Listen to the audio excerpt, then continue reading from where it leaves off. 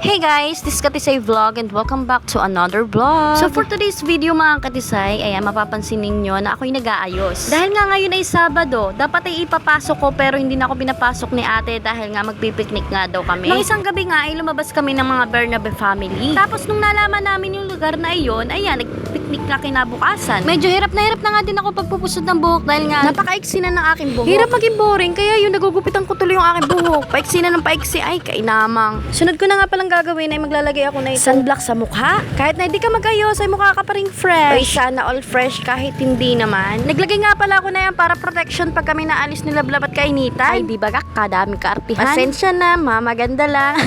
Pagkatapos ko nga pala maglagay sa mukha, ilalagyan ko din nito aking lieg para nga pantay. Mahirap naman pagpuro sa mukha. Para kasi sinubsub sa aspasol. Check nyo nga kung tama na at maganda na ako. Hoy! Pagkatapos ko nga pala maglagay ng sunblock ay ilalagay ko naman itong magic blusher. Pwede nyo din palang i-haplas sa labi at saka sa pisngi. Para lalo kang friend. Abay, kainamang kaganda namang babaeng ito. Hoy!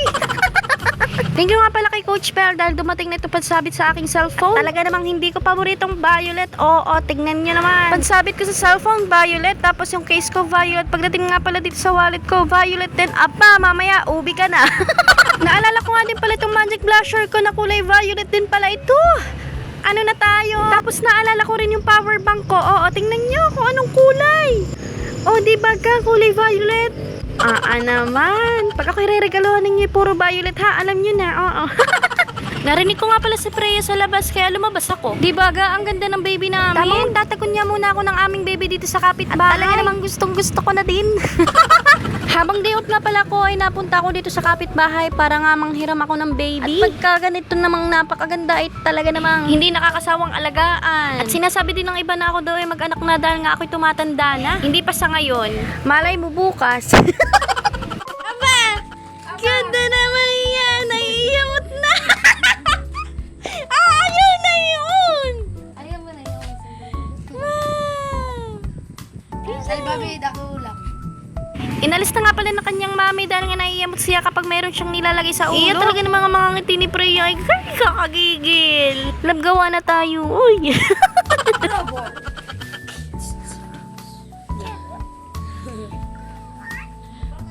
Tamang naigayak na nga pala lahat ng gamit. Ito nga pala yung mga pan-deliver sa Lubayet at isasabihin na nga pala ng ate. Salamat nga pala sa mga nagmay ng comforter kay ate. Isa nga lang pala ng tricycle ang dinala namin dahil nga sila Freya, ate Bibi. Tapos yung mga bata at saka si Aisa ang sasakay sa tricycle at lahat kami mga nakamotor na. At ito na nga pala mga katisay na kami umalis na dito sa Gumian. At papunta na nga pala kami sa Lubayan. O siya mga katisay, samahan nyo kami. Bye!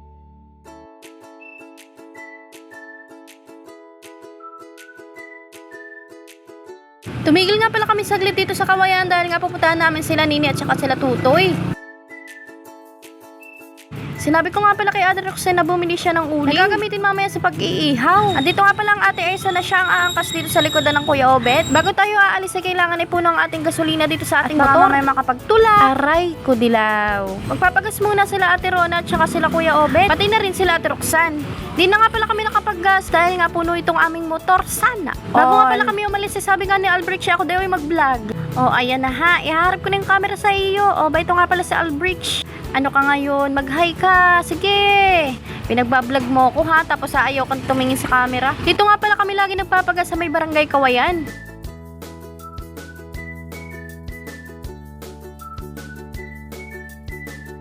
Hindi nga pala namin kasama ngayon ang asawa ni Nini. Hindi na namin siya kasama dahil nga may trabaho. At ang kasama namin ni si Lablab na hindi nakasama namin noong isang gabi. At ipapakita ko naman sa inyo ulit ang Ate Aisa. Hi Ate Aisa, mag-hi ka. Hindi magagalit ako sa'yo.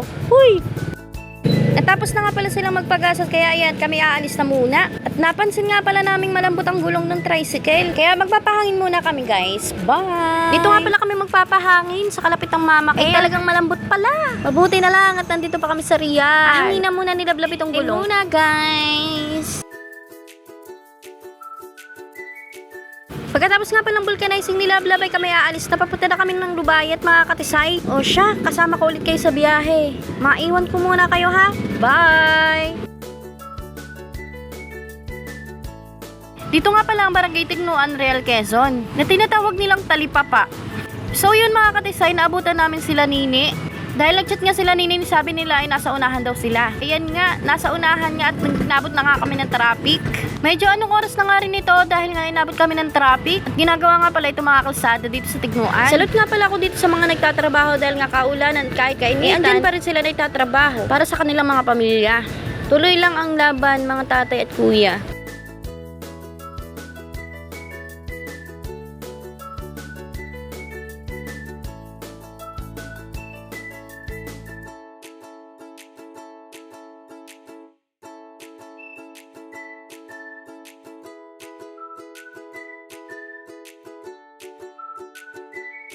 Malapit na nga pala kami doon sa aming pagpipiknikan.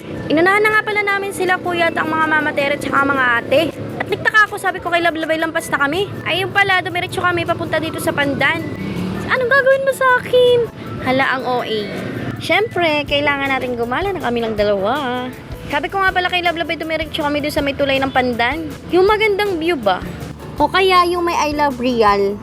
So yun, papunta na nga kami doon mga katisay. Medyo hati nga pala dito. Sa parting Pandan, umuulan. Pero doon sa Lubayet ay mainit lang. Bakit ganun? Di pala pare-parehong klima. Marami na nga din pala ditong gumagala. Yung ibang mga turista. Lalo na pag nakita nila itong pinakang tanawin. Yung may real ba?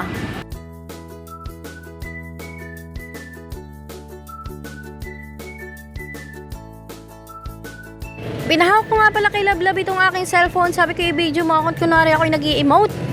Siyempre, hindi maiwasan ni Lablab na i-flex yung aming motor. Mas mahal pa niya yung motor niya kaysa sa akin. Aray! Joke lang.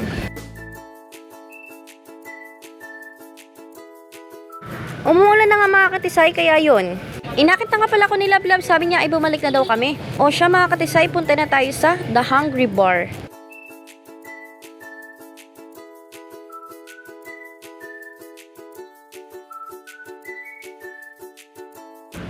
Welcome to the Mangrove Tree. Pangalawang beses ko na nga pala itong napuntahan dahil nga sabi ko sa inyo, dito kami kumain ng isang gabi. Parito tayo mga katisay, ating pasukin kung gaano kaganda nitong lugar na to.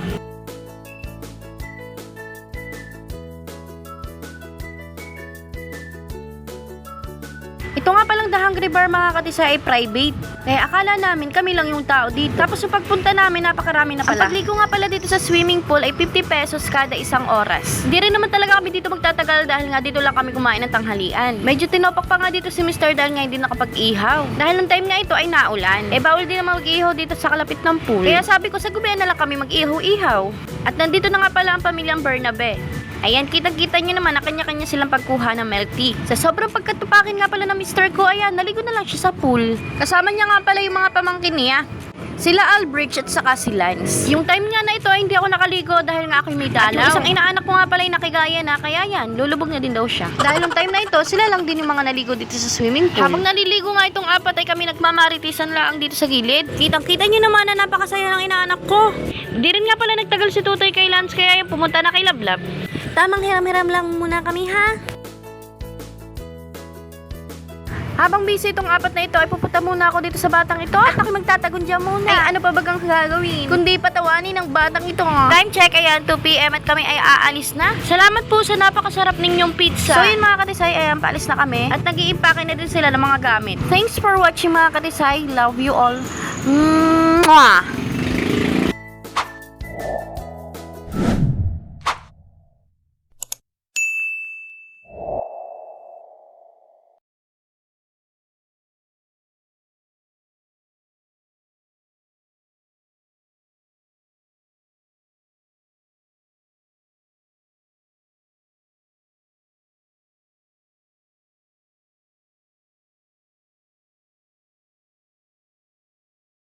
Tours lang pala kami dito mga katisay dahil nga dito lang naman talaga kami kumain. Tapos wala siyang entrance pero may bayad ng 50 pesos kada isang oras.